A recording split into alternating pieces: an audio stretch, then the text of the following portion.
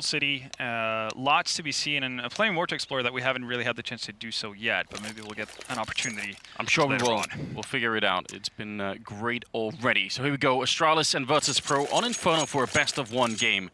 It will be interesting to see. It's going to be Virtus.pro starting on the T side, and then CT side for Astralis, so that should be an interesting game. And already, a little bit of utility picked up there on the VP side, setting up early on for some smokes, it seems, all the way back at T-spawn, so could be a fun execute that we're looking at. Yeah. If you talk about, just the general storyline of this, if you're talking about getting thrown into the fire, that's definitely the case for Virtus.pro. Having to go up against a CT side on Inferno from Astralis, that's going to really test your mettle.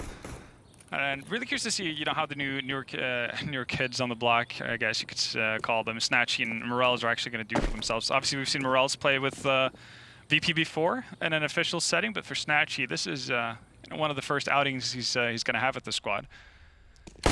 He's a really fun player to watch with that AWP, definitely worth looking out for.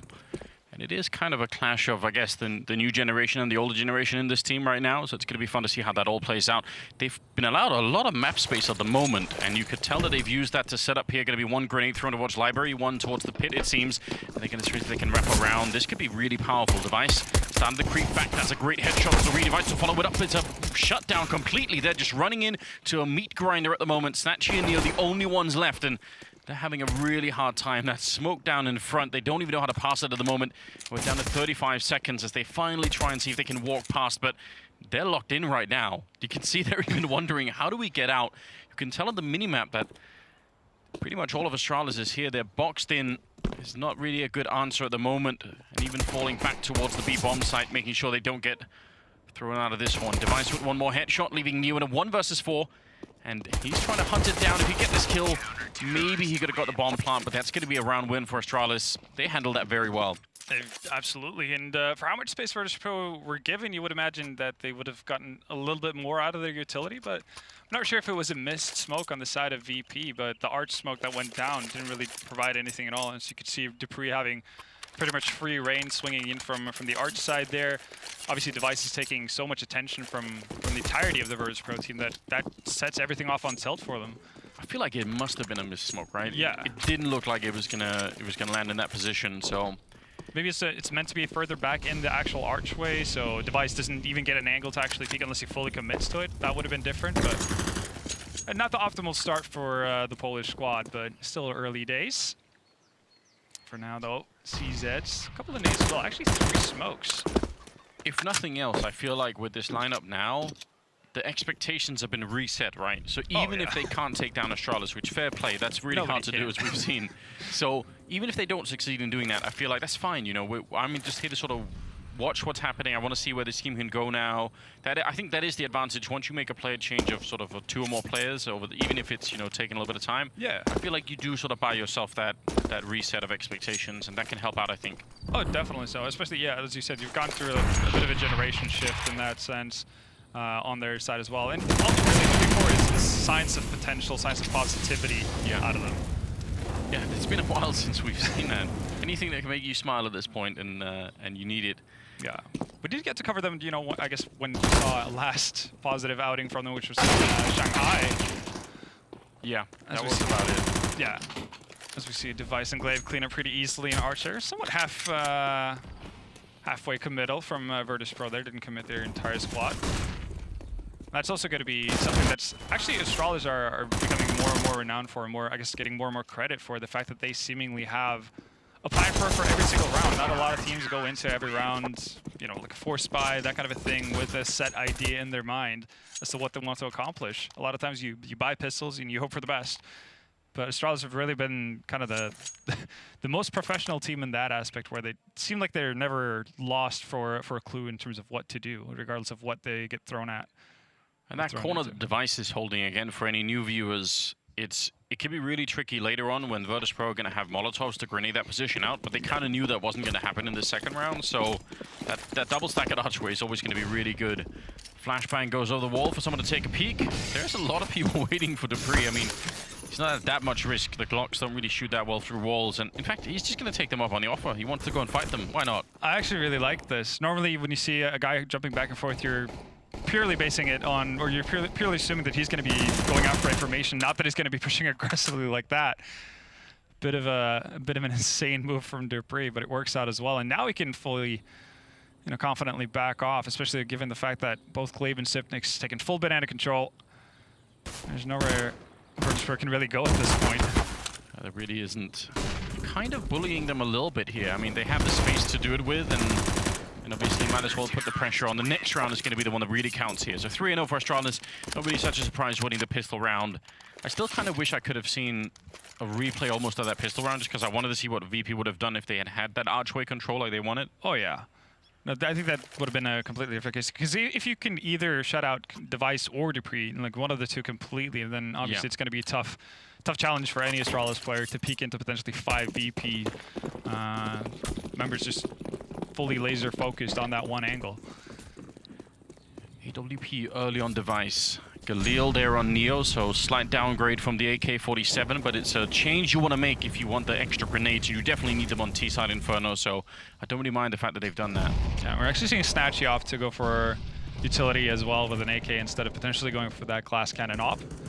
I think, as Keo as well mentioned in the breakdown pre-game, the fact that playing the op on the T-side of Inferno is just in general really difficult to do, so putting that much stock into your op, a glass cannon op at that in the first buy round, it's pretty hefty. They've left the AWP on Device over at Banana alone. I guess that's the luxury you get when you have someone as competent as Device playing. So now they've got 4 people at the A bomb site and 1 at B. It's a really, really powerful setup here, and looks like Virtus.pro kind of are thinking about testing it. That smoke though is going to put a bit of a hold on it. Are they going to flash their way through? It almost looks like Morels is setting up for it. Just contemplating it. There's a nice little crossfire that Astralis had, at least, for a moment. Glaive's going to back out behind the smoke. Yeah, they're pushing them back, and they're actually, if nothing else, they're forcing Astralis to use a couple of more grenades than maybe they would want to here. So even if it doesn't seem like the Polish squad has been accomplishing that much, they've managed to push a couple of grenades out of this A bomb side. Now they're down to 30 seconds, so they need to kind of commit. Walking close in by 4 people on the bomb site still. Morel's going to open up, taking down Dupree. That's a powerful start. Mega's going to go down as well, no problem at all. And Sid, he's almost out of bullets. He's going to fall. Great take here at the bomb site. 15 seconds left, and they're going to get the bomb planted. 1 versus 2 now. Device going to be creeping in and retaking with the AWPs. Not easy at all. This is really impressive for VP. They got so close around quad and almost got faked out, but the chicken didn't hit. don't want to be aiming at that in the middle of the retake. He wants them to peek, but they're rock solid right now. They're not moving an inch out of the way. Snatchy and Passion just waiting inside, and Device knows he's not going to get the chance. Save that rifle. It's what, $4,750, so want to run away with it and try and save it for another first rifle round picked up from VP. Yeah, very well done as well. You can tell that they're aware of what kind of countermeasures CTs have. As soon as once you give up space as a CT, obviously you have to set up on site. You have limited amount or limited positions at your disposal. So they put down a smoke. The common, we say pretty common move from Dupree. They're trying to get on top of the boxes, just peer over the smokes. But Morel's being aware of that pretty much opens up the Virtus.pro chain to get to the station. It's really, really well done, and a much needed round for Virtus.pro as well. Like getting on the board early on, potentially getting into a situation where you can reset Astralis if you win the following one. That could be the start you need. And actually a team that looks like they had a plan, They make them waste some of those grenades to top mid. They get really close, and Astralis doesn't always give up that corner, but they were sort of forced back, so already is a lot of success in that round. Now they're going to go and see if they can fight a little bit of Banana. That's a fight a lot of teams have lost to Astralis lately. We talked about the grenade usage already, and it's already coming out a bit here against Pasha, who's hiding inside of the smoke. Glaive is on the other side. You can see Neo is just thinking about it, but not going to take the shot instead. Glaive running right through. This is absolute madness. Taking down 3 players just like that. We thought it maybe would be the grenades that made a difference, but Glaive, the perfect timing to edge through the smoke. That's an almost unreal way to win a round. Yeah, that's so unexpected if you're VP in that scenario. The start of the round starts off as pretty much any banana control round starts off with. Molotovs are traded, smokes go down to prevent one team to get an upper hand, and well, Glaive just taking matters into his own hands.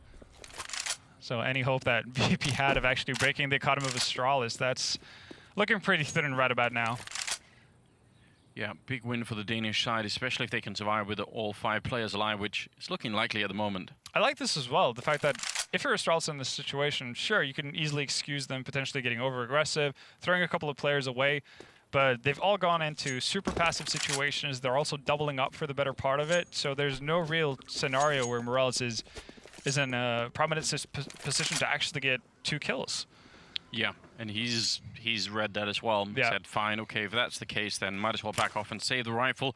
That means he's not going to get the loss bonus that you were introduced to during the pre-game segment there, but he's going to be able to save the armor and the AK, so it's still quite a lot of money on his side that he wants to stick around with, and fair play to him. Yeah, absolutely. Virtus.pro will get reset here, so they get $1,400 to their name, and obviously an AK. CZ armor and all the trimmings is going to be worth a lot more money than that. Almost feel a little bit bad for Virtus.pro because they actually survived the first stage where a lot of teams do crumble against Astralis in surviving the grenades. Like, they had that part figured out, but this is very unexpected. Like, you can just tell. For this. No, like, and it isn't really the kind of play that I would say before the major tournament, we didn't associate, maybe before DreamHack 2, but we weren't really associating this kind of play style with Astralis so much. Oh, definitely so. I would what we saw from the pistol round and the following rounds playing extremely passive. Yeah. You know, basically banking things on positioning and team play. That would have been more towards the Astralis you could lead towards and expect. Exactly. But it's nice. Like, if you want to maintain, you know, your position as the best team in the world, you kind of have to throw a couple of wrenches in there. Here we go again. Sipnix is going to go on the hunt. Doesn't matter if he sees them or not. Still going to pick up 2 VP players. Yeah, for anyone watching who's not used to watching Counter-Strike, again, the outlines that you see through the walls is not what the players are seeing. They don't have that X-ray vision that we call it. So very hard to see anyone through a smoke. You definitely can't, and he still managed to somehow track the players on the other side just right. Device with a little bit of edge opening there, taking down 2 people in Snatchy and Morels. So 5-1, and any dream of that reset, I mean, now it's quite long gone. They can buy for a couple of rounds here. Even if they lose now, Astralis, they're still in a good spot. Yeah, doing such a good job of keeping players alive. And I mean, even in the one round they lost, they managed to hold on to the AWP on Device's side, so he should be able to be in a position where he can drop off weapons for his teammates. Again, Astralis has been the team. If you ever want to look at how to play CS from a theoretical standpoint, they do everything by the book in that sense. They play the percentages, they don't take unnecessary risks, and most of the time it works out pretty well for themselves. Like, you can just look back in London, you know, less than a week ago, what happened there. I mean, it was mental as well, because the playoffs were looking like they were going to be some of the best games that we've seen for a while, right? Perfect matchups. Playing phase in the first quarterfinals, that should be an amazing. Like, that matchup has been so many finals in the past. Liquid then. Liquid follows up. And then Navi at the end. Yeah, I mean, you can't talk about Astralis having an easy road to that major championships, but they made it seem pretty easy. Yeah, it looked that way, didn't it? So, I mean, that's kind of the story of this team in this tournament here in Istanbul as well. They're in a position where nobody has the answer right now. Nobody really knows how to shut this team down, and it'd be fun to see if one of these teams, especially one of the reformed ones, could come up with an answer. This aggression is, I'm really loving this from Astralis. Like, even though they're doing it versus ecos, mainly, we've seen it twice now, first from Dupree and now obviously from Magisk as well, is the fact that it doesn't give VP any sort of breathing room. We see some teams, they decide to, instead of using a tactical timeout early on, they'll use an eco to talk things through, maybe get a feel for what is a default setup for Astralis. But Astralis is just throwing that all out of the window, really, by just pushing aggressively and keeping Virtus.pro constantly under pressure. Yeah, and if you upgrade a Deagle in one of those rounds like the last one, you would like to get something done. Yeah, like, you know, a fight that you could take on your own terms, and then that would be cool. By the way, definitely go check out those Blast.pro cards over at epics.gg. That's really cool. Get the holographic ones as well. It's not bad at all. We're leading into round number 8, and it's going to be another chance here for VP to show us what they got the rifles. Now, they are running into way more grenades on the Astralis side this time than they were in the first rifle round, and that's a potential problem that they're going to have to try and solve once again. They're not going to fight for Banana early on. Do you blame them, VP? Didn't pan out too well, but they're going to have to go up against Device in middles, which is not seemingly the solution either. But if you're VP, again, I think they're also very mindful of what you mentioned, the fact that they don't actually have the utility to do a similar kind of trade that we saw in the first buy round. Because of Astralis' limited economy at that point, they could actually go back and forth with Molotovs and smokes and eventually pinch in on the site. That's not going to be the case anymore. especially with one player down now. Grenade might be really well timed. It does land on Snatchy and Neo. They're not going to be happy about that. Glaive just making it back around the corner. Now, if he went down, there was going to be nobody else there to defend. But you see the smoke put up behind him, and he's gambling that no one is going to be crazy enough to follow him through. He's right about that. And so another player's come over as well. Device now, Sip as well. A lot of people there. And Meg is going to shut down 2 people. That's a bit too much to handle. Yeah, right now it's just... They're not going to be doing one way, they're going to do it in a different way. And you can see Astralis are very proactive about how they use their setups as well. First buy round it was Device set as the sole defender of that bomb site. This time it was Glaive. They have protocols and things set up for each and every scenario. Bomb Punch's going to go down for Virtus.pro. So that's at least some added money to their round loss bonus. Yeah. So it's a little bit of a positive, but again, the entire round gets, again, shut down by the fact that Astralis are relentlessly aggressive. Starts off with Device continuously peeking down mid, actually finding a pick onto Mihu. Then Magisk obviously following that up with the aggression into Apps. And it seems like the second Astralis get a whiff of what's happening on the VP side, they're willing to try to exploit that as much as possible on the opposite side. Hold on. Did they save the AWP in that bomb site? Am I taking crazy pills, man? No, I think Sivnix was able to hold on to Device's op before he defused. I feel like Device bought one. Maybe I'm just making things up. Listen, there's plenty of money, regardless, on the side of Astralis. They do sitting, have a lot. Yeah, sitting on roughly 13k. Magisk is above 10k as well. Sivnix just on the brink, so... Yeah, the money is a huge problem right now that Virtus.pro are struggling against, and it's not just because if they win another round here, they're gonna have to make them back to back. Like they have to win 2 or 3 rounds in a row to start to really put the pressure back on the Danish side. So definitely an uphill struggle at the moment. They've got a couple here, and there's a guy in mid. I'm guessing Neo's probably going to flash them in from apartments. He's got 2 flashbangs. This can work. Yeah, it seems like it. I'm curious if VP are going to drop down the smoke that we've seen. Initially, SK popularized with bolts and apps. Yeah. The one that lands at the edge of the apartments. Well, Snatchy, they're going to be throwing flashbangs essentially from mid and second mid. Yeah. Going to be a lot of grenades raining over this building in a couple of seconds. They're just waiting right now for that smoke and apps to go away.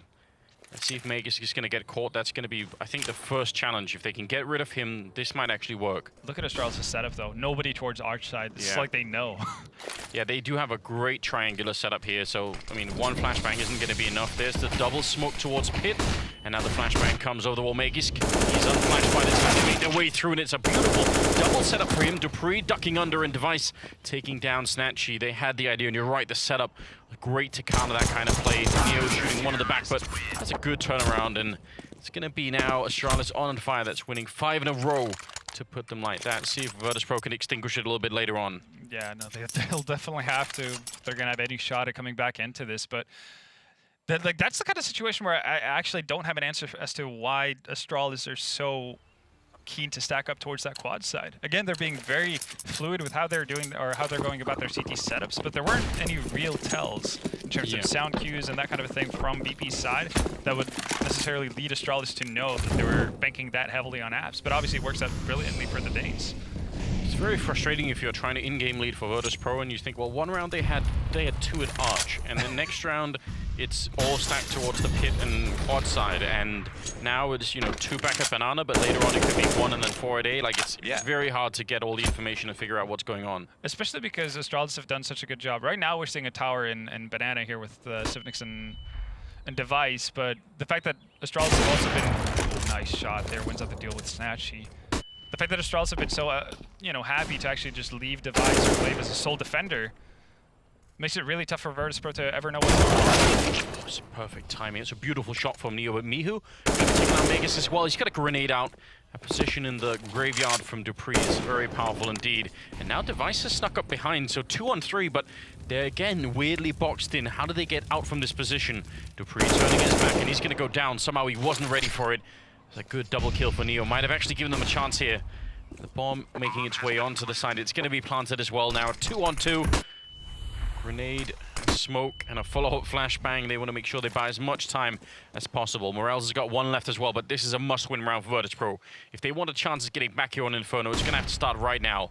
Device banking 1 grenade off the wall. Going to try and set up for another one for Sip to come in from the other direction. You could tell Astralis just communicating, how do they make this one work? Sip gonna get one headshot, it's all on Neo. He's in the corner and he's gonna be going down. They have the time with the kit as well. Very close at the end there, but Virtus.pro not able to really hold that after plant. That's now 9-1. Really tough when you get botched in on the bomb set there, like Virtus.pro that didn't really have the time because of the rotation from Sivnix initially. So couldn't actually leave the bomb site, and again, you see that like just really solid usage of utility from the side of Astralis as well. Those 2 flashes they had, it's more than enough. Even though obviously in that kind of a scenario, you would prefer to have something like a Molotov. You can actually force VP out of I guess somewhat of their comfort zone, even though it's not the easiest place to be. But yeah, Astralis are just able to make the most out of the little that they have. A very tough beginning to this game for Virtus.pro. We were probably all expecting that it would be. Again, this is what it's been like playing Astralis for a little while. Yeah. And with a sort of a brand new team, can't really blame them all that much. I'd like to see them get into a position where they could execute some more strategies, because they seem to be holding on to that. I kind of appreciate that. I kind of want them to keep doing that. I don't want them to play crazy Counter-Strike. Yeah, no, I don't think that's going to benefit them too much. If there's one team that knows how to, even though as passive as we can see Astralis play on their CT side, they're very, very go for the throat in their mentality and approach on their T sides. They know how to play a high tempo. But finally, we see a bit of a positive trade coming out for VP here. Pasha barely taking damage, still being able to find device through the smoke. To go for that boost. Pasha creeping in. That's a brilliant headshot, taking down Sip. And there's a 3rd player in there again. That must be so frustrating. It's unlikely. Still, they know where the last 2 are. I mean, they can do that kind of math, no problem. So 35 seconds. They're essentially playing a 2-on-4 on this side of the map for the next 5 seconds. But already, Glaive is just saying, I'm just going to gamble it all on the fact that no one is going to be here and rush straight to the site. So now it is a 3-on-4. Glaive already spotting a couple of people. They line up and he takes both of them down. An absolute disaster. The bomb is down as well. Finally, Glaive is gone, but it doesn't even matter. 15 seconds. Morels, what could he do? He can't even make it to the B-bomb side on time. This is a heartbreaking way to lose a round right now if you're on the VP side. They had that lineup. They had the right idea. They got all the information, but that lineup of 2 players at the end for Glaive, so triple kill for him in the round, that's a lot of impact. That's a ton of impact. And just how aware Astralis are of the situation. Like, they've been happy to have just a solo player towards that B bomb side initially to stack up with 4 players towards A. And the second VP actually break through, even though it's in pretty quick succession as well. Glaive has already gotten into a position where he's on the stairs of B. I think if you're Pasha and pretty much every other Counter-Strike player on Earth, you'd imagine that any sort of rotation after that second frag would, at best, be around the main entrance towards pool. Yeah. Maybe has started to make his way towards ruins, but there's no way you should be upstairs. Glaive is feeling it right now. Yeah, they really are. I mean, this is another problem, obviously, that when they're feeling the game this much and everything seemingly seems to be working, like even when it's looking scary, they bring it back anyway. They start to do stuff like this where they just sort of run down, no problem. Yeah, they feel that way, don't they? It's what we saw, you know, especially the 2015 version of Fnatic do a whole lot, and it works especially well on a map like Inferno. Play this bully style, bully brand of Counter-Strike. They are certainly bullying them at the moment. Outrageous performance here from Astralis yet again. 11-1 is the scoreline here at the first half. Glaive is 13-5, Maggie's 13-4. Device 12-2. Yeah, and everybody's getting in on the fun, except for Dupree. He's being left out a little bit. Only 7 frags. Yeah, 7-2. So it's just a modest 3.5 rating there. And that's the downside of playing that graveyard position. You kind of have to wait till people to commit to the bomb site, and most of the time, Virtus.pro haven't gotten that far. Yeah, they seem to have been stopped a little bit early. No. AWP back in the hand of Snatcher. We talked about him earlier. I really would love to see some sharp AWPing out of him, just because he is a fun player to watch. Oh yeah, and he was doing so well for himself. Like, a lot of the success that CSGO, his previous team, found was through his AWPing. He was exceptionally good at finding openings, almost regardless of map. I think this might be one of the tougher ones to start things out on, but normally he's really, really good at finding openings to set his team into a prime position to get rounds. Again, though, like VP, not too keen on continuing this battle in Banana initially, at least, with all the utility. But if they can actually find a way to get up there without having to utilize too much utility, then you know, all the more power to them. They'll definitely need it for a potential after plan, or just actually being able to get onto the bomb site itself. What device? Right in the angle, they almost catch him. That was a really, really good bait. Coming out of Boiler Room could have absolutely worked out now. Sip and Clave are going to be boosting over towards CT spawn instead, so they have a setup, but I mean, this is a common place to check. Virtus.pro, they're only going to have about 30, 20 seconds when they go for it. The boost is up, and we'll see if they're going to be able to sneak their way through. Device was thinking about rotating out. You could tell that he's in library right now, and he's maybe wanting to check it out. A lot of grenades over the wall. The Molotov as well there. Glaive put under a lot of pressure. Sip on the other side of the crossfire. Can they make their way through? 17 seconds. Already shot in the back. And double. Oh, no. Takes a little while, and they all die at the same time. Oh. They stop right on top of each other. It was like... It's like watching one of those old Tower Wars games. Oh yeah, that was kittens into a grinder. It really was. That was, but it's such a nice detail as well from Glaive. You could tell that he actually peeks wide initially before VP are even close to getting to the stairs, just to fire off a couple of bullets. And immediately you have 4 players on the side of VP focused on the bomb site. Sibnix gets so much time. I think you could definitely say that he whiffs a couple of these shots. He definitely should be more efficient with it. But because Glaive has done such a good job of grabbing the attention from the VP players, he actually makes it count. Gets 3 kills out of it. As you mentioned as well, Device was onto it, so he was already in spot, already in place to support the 2 initial defenders. And VP, well, once again, I mean, you don't have money, Astralis are going to bully you. Yeah, it really is the style that they're playing, just running through the smokes and everything else, and they're making it work at the moment. 2-on-4 here, but Snatchy and Mihu, very, very poor positions to try and fight your way back. It's a very little respect shown out of Astralis, and for good reason. They are winning this first half in a tremendous fashion. 13-1 right now, moving into round number 15. The last of the half, double AWP now on the Astralis side, and got all the money in the world. They're outrageously rich. Glaive actually being the one to pick up the secondary AWP. We've seen him and Device play towards that bomb side at times. Device really doesn't want AWP, apparently. Decides to stick with it. Figures out he can't get rid of the gun, so he might as well use it. Oh, for VP. Needless to say, definitely need this last round to get at least some kind of a buffer. Already, though, aggressive moves from Astralis. That's about as aggressive as Dupree has been for the better part of this half, outside of the first anti-ecos. Throws a nade to do a little bit of chip damage onto Morels. It's a bit of a different scenario, though. If you're VP, you've actually gotten banana control without necessarily fighting too hard for it. Yeah. And in a round where you have limited grenades, that's probably good news all across the board. Although now Dupree started to sneak this way, so is that banana control going to lure you into a false sense of attacking the B-bomb site? That is the scary part. And right now, if you're Virtus.pro, you don't really have a good read on what Astralis are doing either, because they've thrown everything at you to this point. We've seen Glaive defend it, you know, as a solo player with the same kind of a smoke. This time Glaive's over towards Arch. It's just impossible to get a read. The only constant really with Astralis' defense is the fact that Magisk is holding apps. Yeah. So what are you to make of this? If you're thinking game leader or Virtus.pro right now, it's just you have to enter that beautiful mind state, become Russell Crowe and figure it out. But it's extremely tough.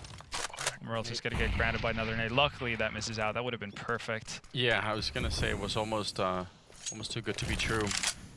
25 seconds now. 3-man stack on the A side. Dupree's made his way back just in time. Still, this could work out. One good entry kill for VP, and maybe they could find a way to break through. They'll be wrapping around very quickly. Dupree's going to pick up the first one. Good crossfire here, but Snatchy's going to open it right up. Double kill taking down Dupree and Megas. That's a beautiful way to enter the site, and that's a good shot from Glaive. Me, who just wanted to see if there was anyone by library. Indeed there was. Pasha and Snatchy now.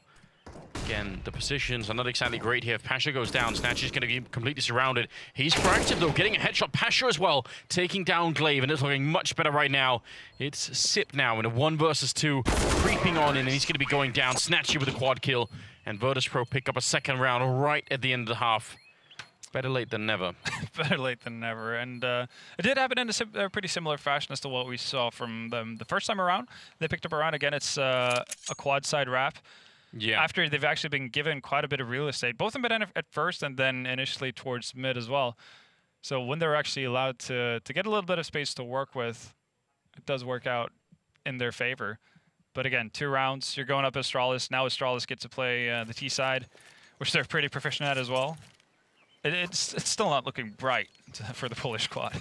No, we would have to we'd have to engage in some serious politics, man, if we have to try and make this look like. If you could spin this, then there's a job waiting for you in Washington sometime. Oh, definitely. Could make it work. Crucial pistol round for Virtus.pro. And they're actually one of the teams who had some of the lower conversion rounds of pistol rounds. Oh God, how do you hit that shot? That's so outrageous. Yeah, I mean, I almost feel like that was just like timing, right? Yeah, it's just like random. He jumped into the bullet in some way. That's gonna look weird from Astralis' point of view. I mean, it looked weird from Morel's point of view, but it's like one of those days where nothing's really going your way. There, luckily, Mihu catches a break. Molotov, though, he has to move immediately. Catching him as he's jumping out. Mihu hitting one more headshot. He's feeling it right now with this USP, you could tell. He wants another chance. Can he make it happen? 3rd kill. He's looking for a thought. Not even reloading, just wanted to see if he could get that quad kill. Not quite going to happen. Still a 2-on-3 here. And no bomb plan yet. That is a nice strafe shot. Actually, he's still alive. I thought maybe Pasha would have been able to shoot him in the back right then and there. He's alone in a 1 versus 2, and with a CSET 75, he's going to be careful. 12 bullets, but he can't reload any longer, so he has to make this work or pick up another gun, potentially. He's getting crossfire, jumping through, and it's not going to work out. Somehow, Astralis end up winning it, and, you know, up until this, it was looking bad. Now it's somehow got worse. Somehow, some way, Astralis finds a way to put salt in your wounds. Yeah. That's the scenario of Miko obviously does a splendid job of finding 3 players on the side of Astralis there to bring them back into the round, but it seems like Virtus.pro are necessarily rushed into actually attempting a retake there. There's no bomb down. You haven't really settled in terms of knowing where Astralis are fully. You know their hit area, but that's still a pretty advantageous situation to be in if you're Astralis. So you can quite put into question why Virtus.pro were so adamant about actually pushing into the side. Seems a bit odd to me, but then again, I mean, I guess following logic hasn't worked for them so far, so maybe they have to throw caution to the wind. Yeah, and it could be like a symptom of the stress, right? Just knowing that, come on, we need somebody to go our way. This is a great retake of mid. Love seeing this kind of thing, but as they're doing it or falling back from what it was actually a successful fight, they're going to be jumped by, what, 2 or 3 people coming out of apps behind them. That's kind of hard to deal with. The bomb will be going down, so say very, very, very slim chance of a retake here. If you could maybe get a kill like in the next 5 seconds, then you know you could start to think about it, but otherwise not. Yeah, and there's actually like a significant amount of investment on the side of VP as well, so actually throwing yourself into the gauntlet's not necessarily going to be worthwhile either. Pasha and Morels both with Kevlar. Pasha actually with a helmet as well. The CZ's invested. UMP can come in handy into going into next round. Neo's really the only one who doesn't stand much to lose from going down in this scenario. But even he's going to play cautiously. But man, this is pretty brutal. It definitely is, and I mean, sometimes we say, well, you know, if they could have got onto a different map, maybe it would have been different. I mean, I'm not 100% sure. I feel like that's the other hard part of playing Astralis right now. Yeah, I mean, Astralis have done this to other teams as well. I mean, we saw what they did to MIBR on Dust 2, right? That's so in that sense, you could say, you know, VP at least got 2 more rounds than MIBR did. But there's a positive we all like thinking back on. That was really hard, wasn't it? It was. But again, it's just that's how good Astralis are right now. Seem like the indomitable force, the immovable object. Yeah, the current raid boss of Counter-Strike World. Glaive took a lot of HE damage in the middle, and he put one back that did 1 point of damage to Mihu, so it's moral victory. Definitely at this point. And the auto shotgun's out on Pasha, so we've got just a lot of diversity in weaponry over at the VP side. And he's actually playing it towards the arch side. Normally when you see that kind of a weapon, again, like if you let someone go by him and that arch side, that weapon serves 0 purpose. It would have been more expected of him either playing close up towards B or potentially towards the apartments. Yeah. Really curious to see how he's going to handle that situation if Astralis decides to not force their way through arch. And with that smoke down as well, it might be an indication of them wanting to go, well, either might towards back towards B or just committing towards quad side. Bit of a grenade. We'll see.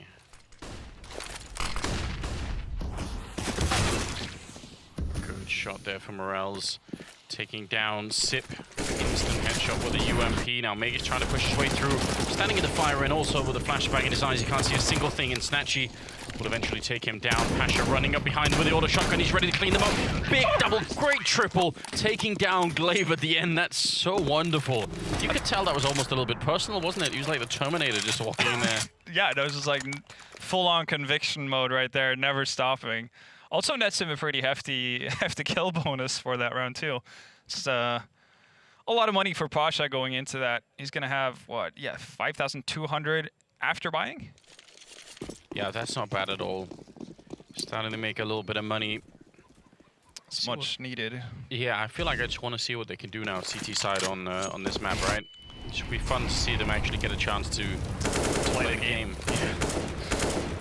Right now, well, definitely taking their chances, moving back and forth and constantly repicking towards Magic. Instead, it's going to be me who going aggressive. I'll take that trade if I'm VP at that point. You trade pretty much a UMP for an AK. Obviously, there is that advantage of playing the T side 4 versus 4. You obviously have to spread your defenses a little bit thinner, but I don't think he would have gotten anything more out of it by just standing passively with sandbags. And I think it was at that point too late to actually move out, but wow, Dupree. Yeah, it's a ridiculous shot. It's close range with Deagle. Could get a bit tricky if you miss that first one. And Neo almost going down. Sip knows it as well. Waiting for the smoke and just perfect time. Snatchy wants to recover it. This isn't really Snatchy's fault. I mean, he almost has to do something to try and get them back in the round. It's 15-3, so, you know, there's almost no wrong answer at that point in time. Morels, 1 versus 4 here, and Astralis even losing the first player. They seem to slide right back into the round. So this is just a really, really good job, and honestly, just they look like they were never going to be even close to losing this map. Yeah, no, they were never really threatened. You had a slight hope that maybe Virtus.pro would be able to show you a little bit more on their CT side at least to see if they had something prepared. But no, it's just been a demolition from start to finish here from the Danish squad. Yeah, absolutely. Dupree to take down the last one. 16-3 as Astralis win the first map here at Virtus.pro in Istanbul. And I don't know, that was very one-sided, obviously. Hard test when you're Virtus.pro early on in the tournament, definitely. It's not the matchup that you sat at home waiting for. Like, no. Yeah, we get to draw Astralis in the first round. That I think most teams know how that's going to pan out initially or eventually. And again, the fact that it's the best of one, you're going to have both teams videoing down to middle ground, and middle ground for Astralis is better than most teams' best. Yeah, definitely is. So we'll see if another team can test them later on in the tournament. Now, we're going to be having a short break here on the A stream, but you're going to tune in with the B or the C stream, sorry. Yeah. Check out that game. So we'll join in with the boys over there. Dennis, very crucial headshot there to come off of the scout. The only remaining primary gun, it is the back of Paz that has been scattered with CZ shots, which is good enough to deny some kind of mid control. It does force the player there to wrap all the way around through spawn, but it does still give Space Soldiers a 3v3. This is a dangerous plant. Excellent shot from Dennis. He gets the support player down, not the planter, who will have further support because that rotator has arrived. So the bomb's not down, the job's not done. But at least it hasn't been lost. Thrown out into the open. Great shot from Lekro. Better one from Forrest, because now this clutch is very winnable. He has the health advantage, and he knows that Calyx was just seen on the site. It's timing. How do they play the timing? Because Calyx could fake a B rotate, or he could legit just go. Just gonna walk right into it. Ooh, almost crouches under the crosshair of Forrest, but redemption for the man who had such a bad time there just 2 rounds ago. Consolation prize for NIP. It's a little something. It's a 6th round to the board. Yeah, it's a long road back. It's cobblestones, they've got no shoes. Luckily for them, however, remember that in the previous round when we had the T-side win, it's not as though they did so with plenty of cash in their coffers, so they are bottomed out. For those of you joining us from Stream 1, or Stream A, the original stream, we're having a game where Space Soldiers have just hit the ground running. They were I think, up 6 to 10-0 at one point. And can we get an ADR check? ADR for Xantaris, who was actually at Over 200 ADR Yeah. in the first half. 8 rounds in, he was over 200 ADR, and now he still, at this point, sits at 150. Oh my God. So incredible individual performance, continuing, not showing any signs of slowing down either. That's the beauty, right? Sometimes you get that quick 20 bomb launders, and then it just disappears, but he has not faded out. 32 and 9, least amount of deaths for his team as well. So 32 and 9. Yeah. If this game goes 16-14, he could break the kill record. Which I don't know what it is, but but it's breakable, damn you know it. he has a good chance. So to Nip in this round. We've got guns back in their hands. Remember, they just Oh, survived I think it with was broken eye. config 47 kills versus complexity on in a qualifier, but that might have been not even on land. Poor Dennis, so blinded by the flashbangs and the pace from Space Soldiers. Sure enough, it is put back into even keel, and Engine looks like he just wants to creep into the site. Xantares gets an excellent kill from Palace, and even though Engine's been spotted, GetRight can do nothing about it. What a wallbang straight down through the floor, forces Forrest to go over, and forces him into another disadvantageous clutch, but he has won these. And he knows the planter has just walked off site, but he can't win the fight, and that's 15 rounds for the T side.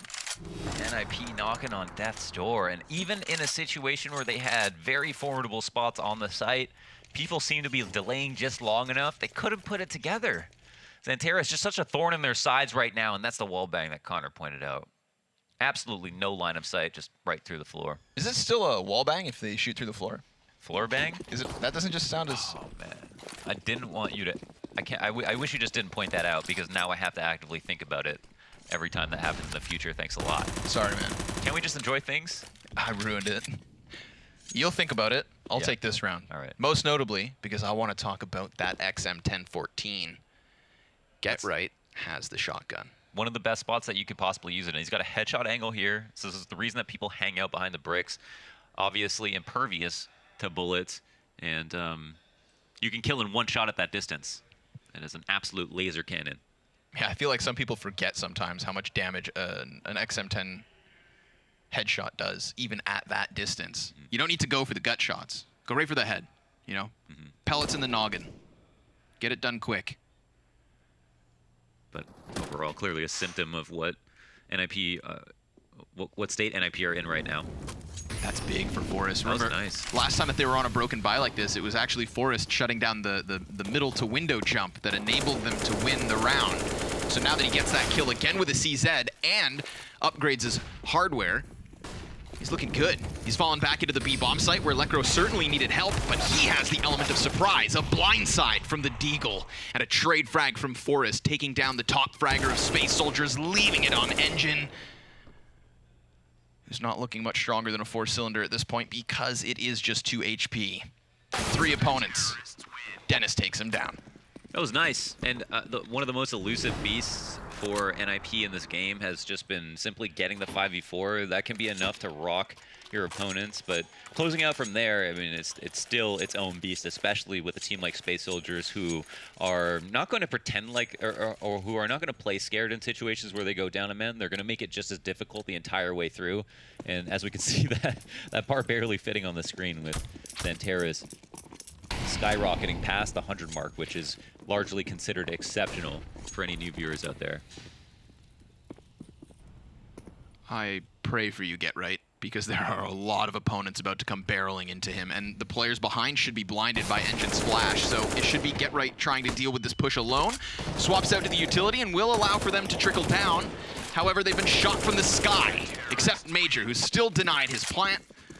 Just managed to get past GetRight for a second. See how nice that is when you're so in tune with what your team is covering for you, where GetRight can fall off the balcony, doesn't have to worry about anybody going up to the ladder because he's got a teammate in connector that can shoot them coming out. And if they do make some crazy strafe jump out to the left, that's on GetRight. And so they do a good job of compartmentalizing their kills. But even still, it's just an anti-eco. It's one of the few that they've been able to get themselves in this game. There's a 6-round difference for Space Soldiers, and they look fierce as ever as they come out with another B rush. We have seen these faster rounds work out for them, so let's see if Nip can handle the heat. The flames fade, the smokes plume, and the kills continue. Still for Nip, this one is locked down. Nearly flawless. Lekro, 1 health is enough. On a round where you have very little utility, having the knowledge that you're going to rush B and you've made tons of noise running up into B apps, especially on Mirage, where you typically have a player walk at right, which is where Forrest is right now, funnily enough. He'll listen for the rush, and if he hears multiple pairs of footsteps, they're going to throw counter utility. But typically, if you're going to have like a really simple round, like an eco, you throw your one flash, you keep a smoke in hand in your third or fourth player, and they use that to specifically to extinguish any Molotovs that might be used versus your rush, so you can continue. Because if you end up stopping and then going later, you have a round like we just witnessed, where Space Soldiers have very little chance of getting in. This shot by Rez going to allow for the cross to happen. At least the first stage of it. Frag grenades, softening up the targets. Rez, though, great little bit of a gap in the smoke, makes the most of it. Drops Paz, takes the man advantage, and Nip looking to hold on to this as they also look to hold on the map. But Rez gets himself a second. Third not going to happen. Excellent flash. Did not look away. He wanted to nail that kill. Probably knowing, of course, that his teammates are here to support and that they'll hold off on the cross. He commits to the kill attempt instead. Things slow down a moment. Yeah.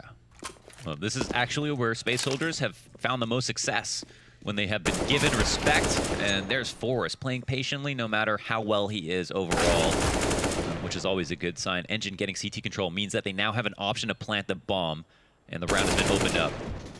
But Get Right is stopping that. All dead.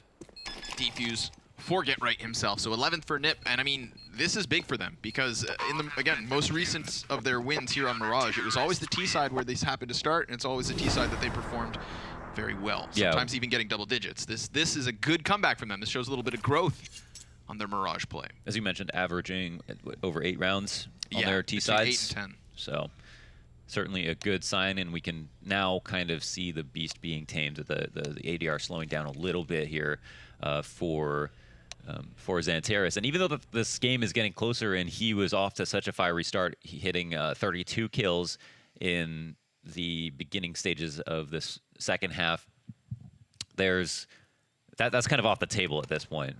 Now they must be sweating. Now they have to think about how are we actually going to close this out. But even still, NIP are at least getting some traction, at least like look more solid, and the tournament format is a little bit more forgiving for them. Yeah, that way. Of course, right? 5 rounds of best of ones, dictating our 2 finalists.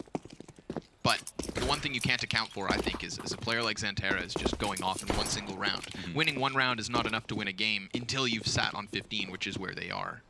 This may not be live. No, this is definitely not live. We might have a bit of a tech issue.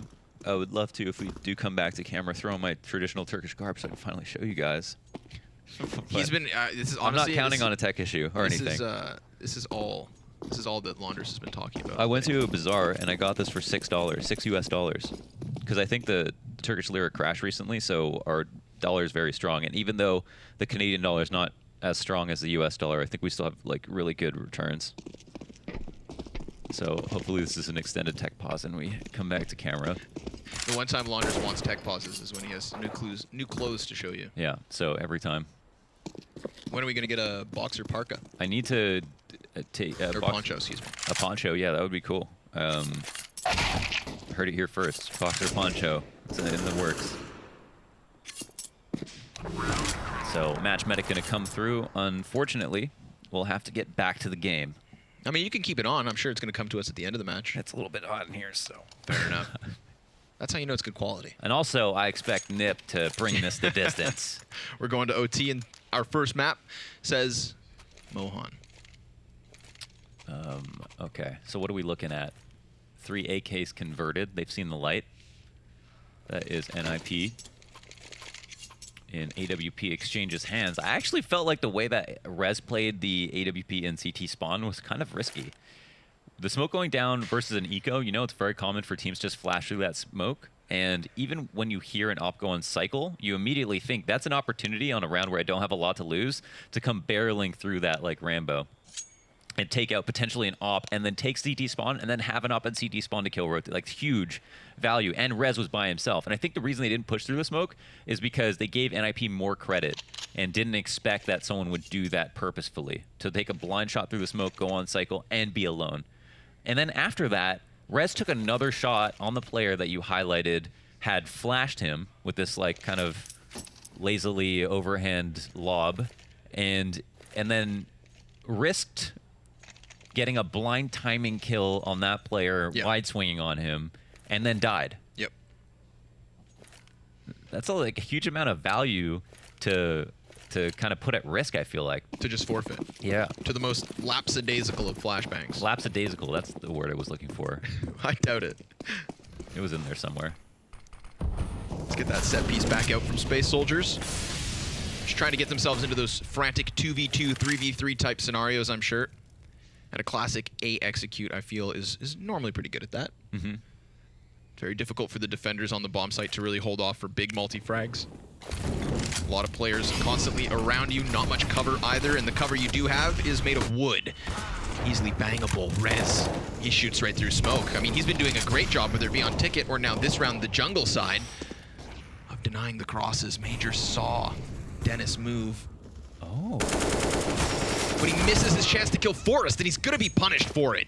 Nip with what looks like a convincing shutdown.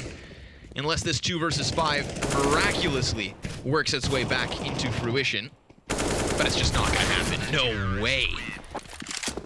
Oh, wow. And here we have it, the on NIP. fire meter. That's kind of interesting. I mean, I would have liked to know, actually, that how many rounds in a row they've won at this point, and that's 5 for NIP. So we've got we've got the game that we thought was going to be the shortest of the 3 because of how quickly and how fiery of a start the Space Soldiers had. Now the other 2 games have actually finished, so it's just between Space Soldiers and NIP. All eyes on this match right here.